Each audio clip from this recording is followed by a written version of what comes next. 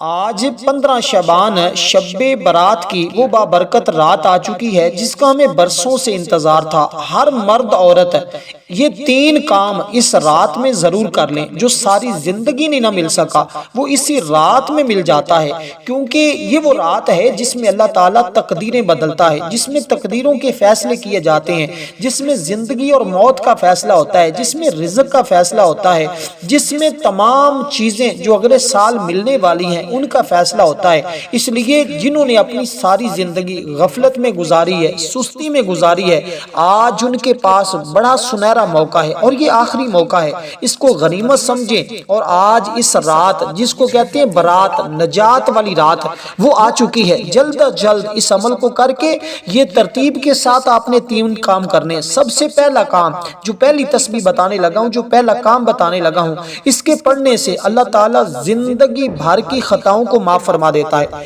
زندگی میں جتنے گناہ ہو چکے ہیں، اور کہا جاتا ہے اگر سمندر کی جھاگ کے برابر بھی گناہ ہوں تو اللہ تعالیٰ معاف فرما دیتا ہے، اور اس بندے کی زندگی کو غموں سے نکال کر، دکھوں سے نکال کر، مصیبتوں سے نکال کر اللہ اپنی خصوصی رحمت سے اس کو نواز دیتا ہے۔ یہ تسبیح، یہ پہلا کام، یہ اللہ تعالیٰ کا بڑا محبوب کام ہے۔ وہ بندہ جس نے یہ کام کیے وہ اللہ کا دوست بن جاتا ہے، اللہ کا ولی بن جاتا ہے۔ پھر وہ اللہ کی بارگاہ سے جو مانگتا ہے، جس چیز کا سوال کرتا ہے، اللہ اپنے اس بندے کو وہ سب کچھ عطا فرما دیتا ہے۔ کیونکہ اس رات کی خصوصیت یہ ہے کہ اس رات میں اللہ تعالیٰ اپنے بندوں پر خصوصی رحمتیں عطا فرماتا ہے۔ اس میں اللہ تعالیٰ مخلوق میں رزق بھی تقسیم فرماتا ہے۔ پورے سال میں جو کچھ ہونے والا ہے اور جو کچھ پیش آنے والا ہے، وہ تمام واقعات سے اللہ اپنے فرشتوں کو باخبر کر دیتا ہے۔ اس لیے نبی پاک صلی اللہ علیہ وسلم نے فرمایا کہ اللہ تبارک و تعالیٰ اس رات میں آسمان دنیا پر آ کر بندوں سے خود فرماتا ہے کوئی مجھ سے رزق مانگنے والا میں اس کو رزق عطا کر دوں، ہے کوئی مجھ سے بخشش مانگنے والا میں اس کو بخش دوں، ہے کوئی تندرستی مانگنے والا میں اس کو تندرستی عطا کر دوں، ہے کوئی محتاجی سے نجات مانگنے والا میں اس کو محتاجی سے آزاد کر دوں، ہے کوئی مجھ سے اولاد مانگنے والا، جو کچھ بھی کوئی مانگنے والا ہو، اللہ تعالیٰ اس رات میں اپنے ہر بندے کو جو چیز بھی اس کا بندہ اس کی بارگاہ سے مانگتا ہے، اللہ اس کو وہ سب کچھ عطا فرما دیتا ہے۔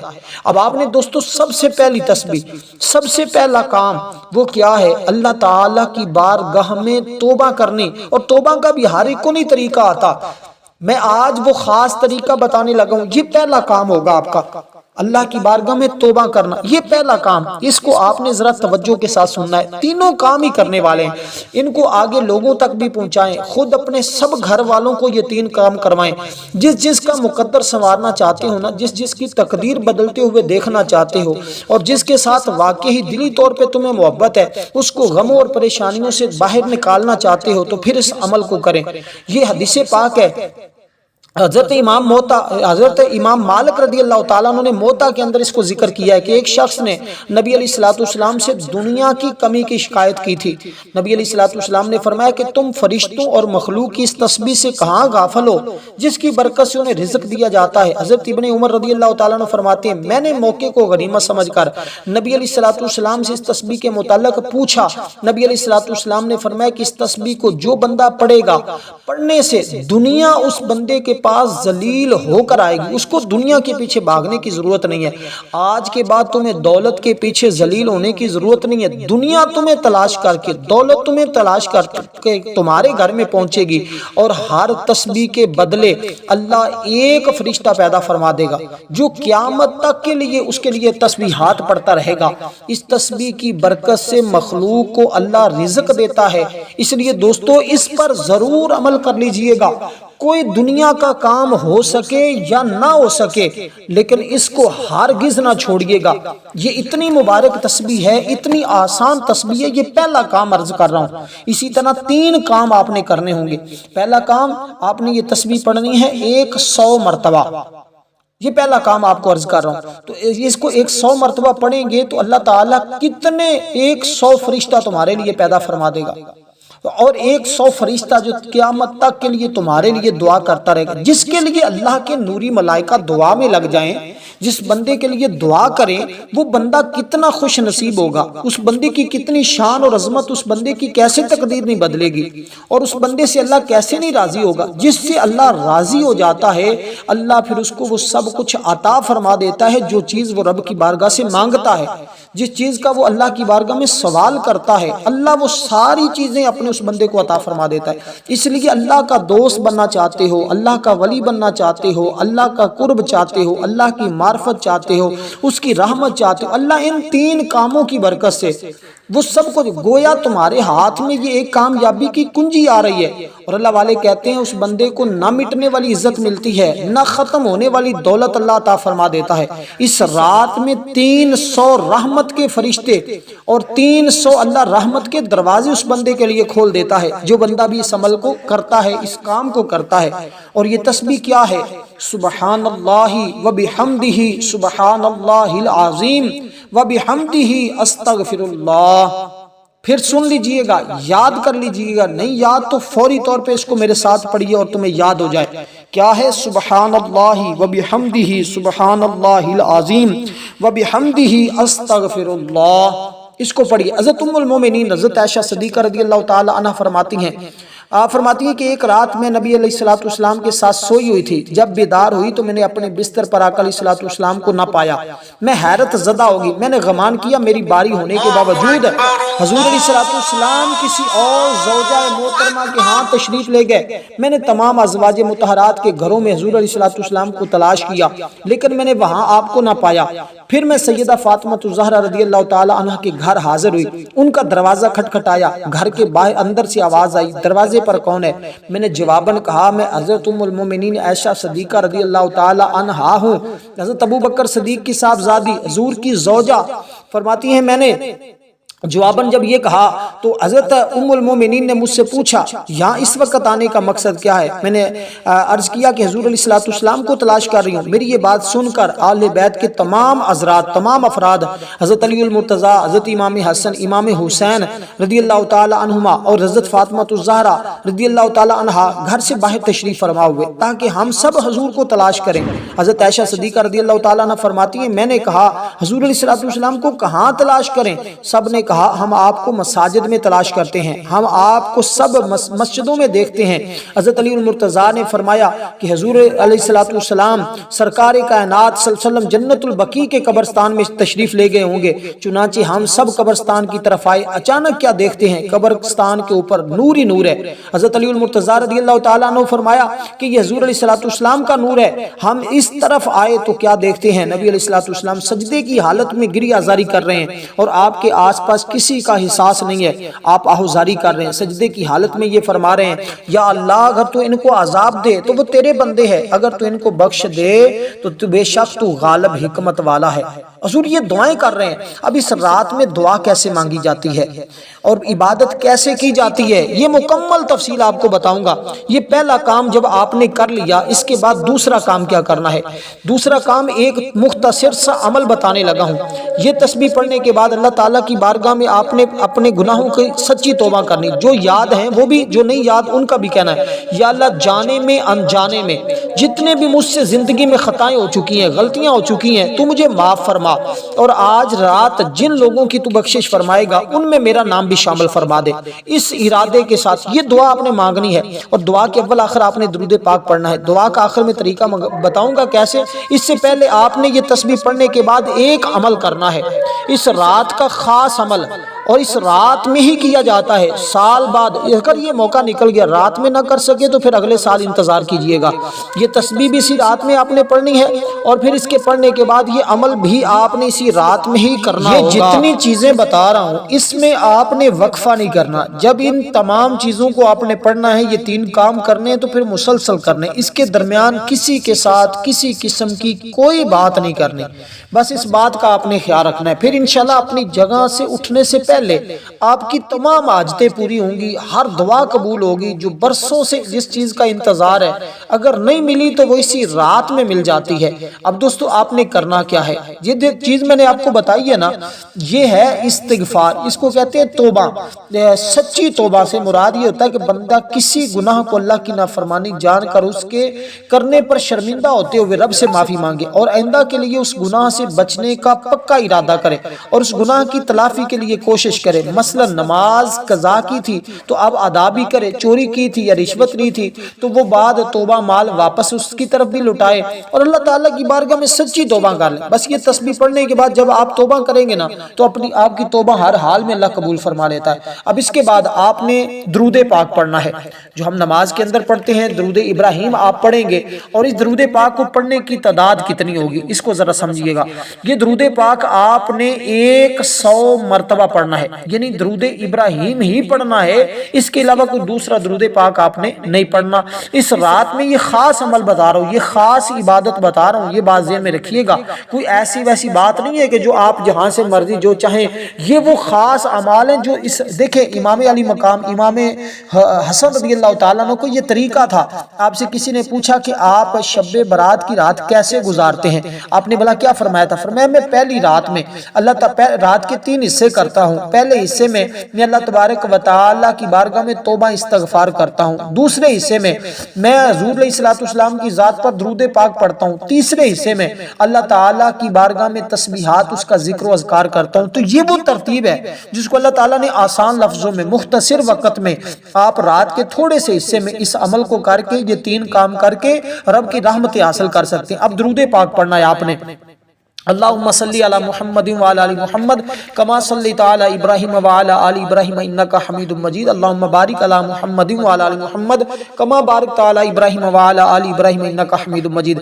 دیکھیے نبی علیہ الصلوۃ والسلام نے قسم کھائی، فرمایا قسم ہے اس ذات کی جس نے مجھے حق کا نبی بنا کر بھیجا، جو شخص اس رات شب برات میں میری ذات پر درود پاک پڑھے گا نا، انبیاء کرام، مرسلین عظام، فرشتوں اور تمام لوگوں کا ثواب اس بندے کو عطا کیا جائے گا۔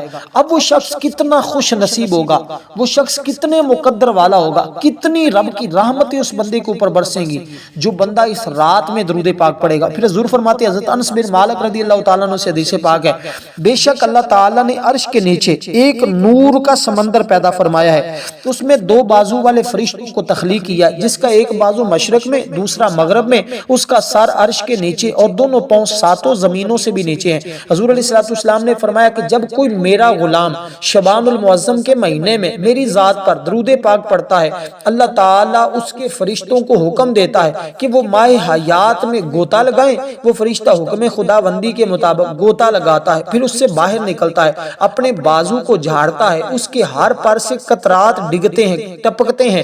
اللہ تعالیٰ ہر قطرے سے ایک فرشتہ پیدا فرماتا ہے جو قیامت کے دن تک درود پاک پڑھنے والے کے لیے بخشش کی دعا کرتا رہتا ہے۔ تو وہ شخص جس کی اس رات میں بخشش ہو جائے گی، وہ شخص جس کی اس رات میں مانگی ہوئی دعائیں قبول ہو جائیں گی۔ اور پھر کیا جانتے ہو تم، حضور نے فرمایا کہ شبان المعظم کا نام شبان کیوں رکھا گیا؟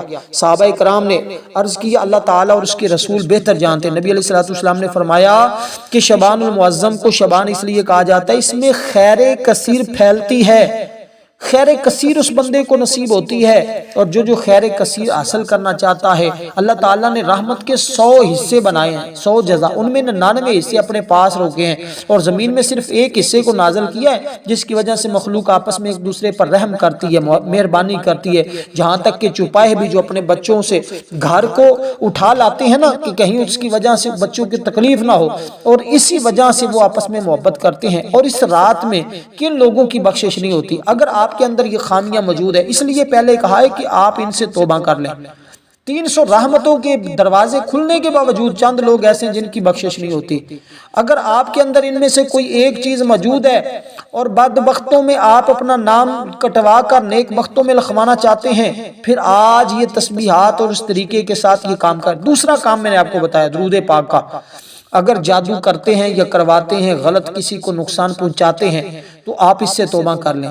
جادوگر کی اس رات میں بخشش نہیں ہوتی، نجومی اس کی بھی بخشش نہیں ہوتی، کینہ رکھنے والا اس کی بھی بخشش نہیں ہوتی، شراب کا عادی جو شراب پینے والا اس کی بھی بخشش نہیں ہوتی، زناکار اس کی بھی بخشش نہیں ہوتی، سود کھانے والا اس کی بھی بخشش نہیں ہوتی، والدین کا نافرمان اس کی بھی، چغل خور اس کی بھی بخشش نہیں، قطع رحمی کرنے والا اس کی بھی بخشش نہیں ہوتی۔ اگر آپ توبہ کر لیں اور ان افعال سے ان کاموں سے پکی توبہ کر لیں، اللہ تعالیٰ بخشش بھی فرما دیتا ہے، دعائیں بھی قبول فرما لیتا ہے۔ اس لیے دوستو ماہ شعبان المعظم کی اس بابرکت رات میں یعنی شب برات کی رات میں اللہ تبارک و تعالی انعامات سے نوازے گا۔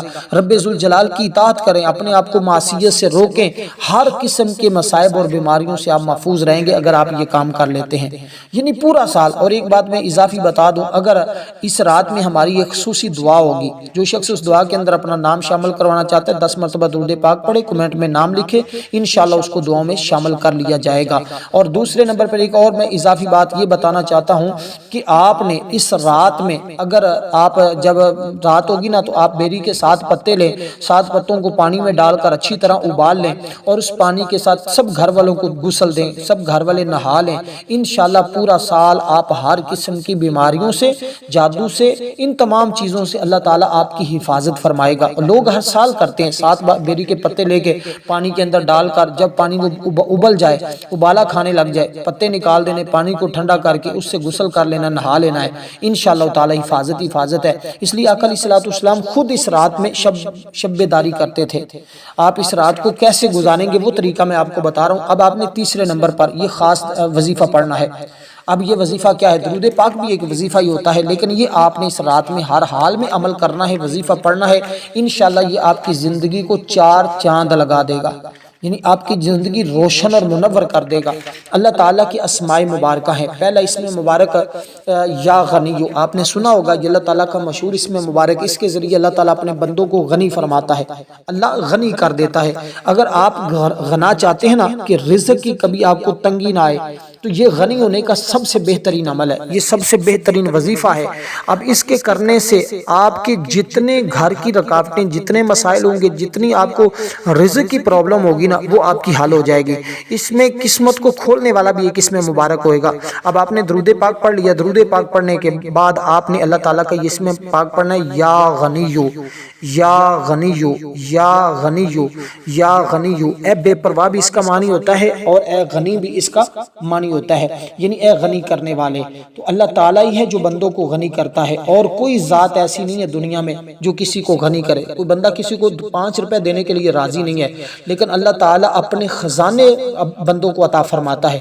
یہ میرے رب کی شان ہے، یہ میرے رب کی طاقت ہے، اور یہ اللہ تعالیٰ کا جو اسم مبارک ہے نا، یا غنیو، یا غنیو، یا غنیو، اس کو پڑھیں گے تو انشاءاللہ مقدر میں غنا آئے گی۔ 3 چیزوں میں اللہ تعالیٰ غنا عطا فرماتا ہے۔ پہلی چیز کیا ہے کہ یا غنیو، اللہ غنی ہے۔ عام طور پر غنی کیا ہم یہ مطلب لیتے ہیں کہ جس کے پاس مال و اسباب اس قدر زیادہ ہوں کہ وہ کسی کا دستے نغر نہ بنے، یعنی اللہ ہر چیز کا خالق ہونے کی بنا پر اس کا مالک بھی ہے، سارے خزانے اسی کے قبضہ قدرت میں ہے، اور ہر ایک چیز اسی کے قبضہ قدرت میں ہے۔ وہ جس کو جو چاہتا ہے، جس وقت چاہتا ہے، جتنا چاہتا ہے وہ عطا کرتا ہے۔ عطا کرنا اور کسی کو عزت دینا، کسی کو ذلت میں مبتلا کرنا، یہ میرے رب کی شان ہے۔ اس لیے یہ اللہ تعالیٰ کی طاقت ہے، یہ اللہ تعالیٰ ہی اگر کسی کو غنی کرنا چاہے تو وہ غنی ہو سکتا ہے، اس کے علاوہ کوئی غنی نہیں کسی کو کر سکتا۔ دیکھیں اب آپ کو اللہ والے کہتے ہیں کہ اس بندے کو 3 چیزوں میں غنا نصیب ہوگی، 3 چیزوں میں۔ یہ رزق کی فراگی کا سب سے بہترین ہے۔ اس عمل کو عشاء کے بعد بھی کر سکتے ہیں، جیسے میں نے کہا ہے پوری رات آپ کے پاس موجود ہوتی ہے، یعنی کہ جب مغرب کا ٹائم ہوتا ہے اس وقت سے۔ اب یہ شب برات ہے کب؟ یہ جمعرات جب مغرب کا ٹائم ہوگا تو اگلی صبح فجر کی اذان ہونے تک، صبح جمعہ کا دن فجر کی اذان ہونے تک، یہ پوری رات ہے۔ آپ اس میں یہ 3 کام کریں گے انشاءاللہ تعالی اس کی برکتیں بے پناہ ملیں گی۔ اگر رات کوئی شخص اتفاقاً نہیں کر سکا تو وہ کیا کرے گا؟ وہ پھر جمعہ کے دن کر لے گا۔ تو یہ اس اس کی ترتیب ہے۔ دیکھیں اگر آپ اس کو کرتے ہیں تو اللہ تعالیٰ کبھی کسی کا محتاج نہیں ہونے دے گا، اس لیے یعنی اسے مخلوق سے اپنے لیے کسی چیز کی طلب ہی نہیں ہے، کیونکہ وہ اپنی ذات اور صفات اپنے افعال سے ہر ایک سے بے نیاز ہے، بلکہ ہر مخلوق اس کی محتاج ہے۔ اس لیے لحاظ سے بھی وہ غنی ہے کہ اللہ ہر مانگنے والے کا سوال سنتا ہے، اس کی حیثیت کے مطابق عطا بھی کرتا ہے، اس لیے بھی غنی ہے کہ وہ اپنے جود و کرم اور اپنے فضل سے سب کچھ عطا کرنے والا ہے۔ اس لیے یہ اسم مبارک آپ نے 1060 بار پڑھنا ہے۔ اب اس کے بعد آپ نے وہ قسمت کو کھولنے والا، مقدر کو کھولنے والا، جس کا مطلب یہ ہے کھولنے والے، اور جس کی دکان نہیں چلتی، کاروبار نہیں چلتا، کوئی بھی کسی بھی قسم کا مسئلہ ہے، اللہ تعالیٰ رزق میں خوب برکتیں دیتا ہے، اور جتنی بھی رکاوٹیں ہوں گی نا رزق کے حوالے سے، دولت کے حوالے سے، یا شادی کے حوالے سے، کسی امتحان میں کوئی مسئلہ ہوگا، جتنی بھی اس طرح کی رکاوٹیں ہوں گی، اللہ اپنے فضل و کرم سے اپنی رحمت کے ذریعے وہ ساری دور فرما دیتا ہے۔ یہ کہتے ہیں غربت کو دور کرنے کا سب سے آسان اور سب سے طاقتور وظیفہ یعنی کہ ایسا عمل کہ جس کے کرنے کے بعد نہ کوئی وظیفہ کرنے کی ضرورت پڑے، نہ کوئی عمل کرنے کی ضرورت پڑے، اور ہمیشہ خوشحالی کا دورہ رہے، اور اس بندے کے اچانک یکدم ذرائع آمدن بڑھ جاتے ہیں اور بندے کو خبر بھی نہیں ہوتی، اور ہر رشتہ دار حیران ہوگا، ہر کوئی دیکھ کر تمہیں پر تعجب کرے گا کہ اس بندے کے ہاتھ میں کیا لگا ہے۔ اس لیے اس رات میں ہر بندہ اپنی قسمت کو چمکوا سکتا ہے، ہر شخص اپنے آپ کو اللہ تعالیٰ کی بارگاہ سے خزانے حاصل کر سکتا ہے۔ اب آپ کے رزق میں غنا آئے گی، اللہ آپ کو علم میں بھی غنا عطا فرمائے گا، اللہ آپ کو اقتدار میں بھی غنا عطا فرمائے گا۔ یہ تین چیزوں میں اس عمل کی یعنی کہ تین کاموں کے ذریعے تین چیزوں میں آپ کو غنا مل جائے گی۔ اللہ تعالیٰ اپنے لطف و کرم کی بارش برسا دیتا ہے اس بندے پر، انسانوں کی محتاجی سے اس کو آزاد کر دیتا ہے، اور جو لوگوں کی محتاجی سے آزاد ہونا چاہتا ہے نا، اہل ایمان اگر غریب بھی ہیں، اللہ تعالیٰ کا وعدہ ہے قرآن مجید میں، بے سو سامان بھی ہیں تو اللہ تعالیٰ ان کو اپنے فضل سے غنی کرتا ہے۔ تو یہ وہ رات ہے، یہ وہ لمحات ہیں جس میں ہر شعبے میں غنی بننے کی ضرورت درپیش ہونا، تو بس اسے ان اسماء مبارکہ کے ساتھ یاد کریں اور اللہ تعالیٰ کو اس طرح پکاریں، اللہ معظم مکرم بنا دے گا تمہیں، اور معاشرے میں باعزت رہیں گے، ضرورت کے مطابق رزق ملتا رہے گا۔ ہر شریف آدمی کی خواہش ہوتی ہے اسے ضرورت کے مطابق ملے، اور اس کو اس ترتیب کے ساتھ پڑے گا تو اللہ اپنے خزانے اس کی روزی خزانوں سے اسے رزق دینے لگ جاتا ہے۔ اس لیے ہمیشہ خلقت کی محتاجی سے اللہ محفوظ فرمائے گا۔ شادی مسئلہ جتنے بھی اس طرح کے رکاوٹیں مسائل ہوں گے، اللہ کے فضل و کرم سے اسی ایک عمل سے، اسی ایک رات میں سب ختم ہو جائیں گے۔ یوں سمجھے کہ آپ کی زندگی کا نئی کا آغاز ہو جائے گا۔ اللہ تعالیٰ کی بارگاہ میں جتنی آہوزاری سے دعا مانگی جائے تو ضرور مانگیے گا۔ اس کے بعد آپ نے اس میں مبارک پڑھنا ہے، یا فتاح یا فتاح یا فتاح یا فتاح، اے کھولنے والے، اے کھولنے والے، اے کھولنے والے۔ اب جو چیز آپ کھلوانا چاہتے ہیں اس کا تصور رکھیں۔ شادی میں بندش ہے، رکاوٹ ہے، کاروبار میں ہے، دکان میں ہے، گھر بنانے میں، مکان بنانے میں، کوئی چیز خریدنے میں، آپ اس طرح پڑھیں گے تو اللہ تعالیٰ ہر چیز سے آپ کو کھول دے گا جتنی رکاوٹیں ہوں گی۔ تو یہ اس میں مبارک آپ نے پڑھنا۔ اس کے بعد آپ نے دعا مانگنی ہے، یا چہرہ آسمان کی طرف اٹھا کر، یا آپ نے سر سجدے میں رکھ کر۔ تو اول آخر درود پاک پڑھنا ہے۔ یہ دو طریقے ہیں، ان میں مانگی ہوئی دعائیں اللہ تعالیٰ رد نہیں فرماتا، ہر حال میں اپنے اس بندے کی دعا کو قبول فرما لیتا ہے۔ تو آپ نے یہ اس میں مبارک پڑھنا ہوگا 499 مرتبہ، یعنی 89 مرتبہ، 1 کم 90 مرتبہ آپ نے پڑھنا ہوگا اسی ترتیب کے ساتھ، 489 مرتبہ، یعنی 1 کم 90 مرتبہ، اس ترتیب کے ساتھ آپ اس کو پڑھیں گے۔ اس کے بعد دعا جیسے کہی اس طریقے سے کریں، گھر سے بے برکتی نوستوں کا ہمیشہ کے لیے خاتمہ، ہر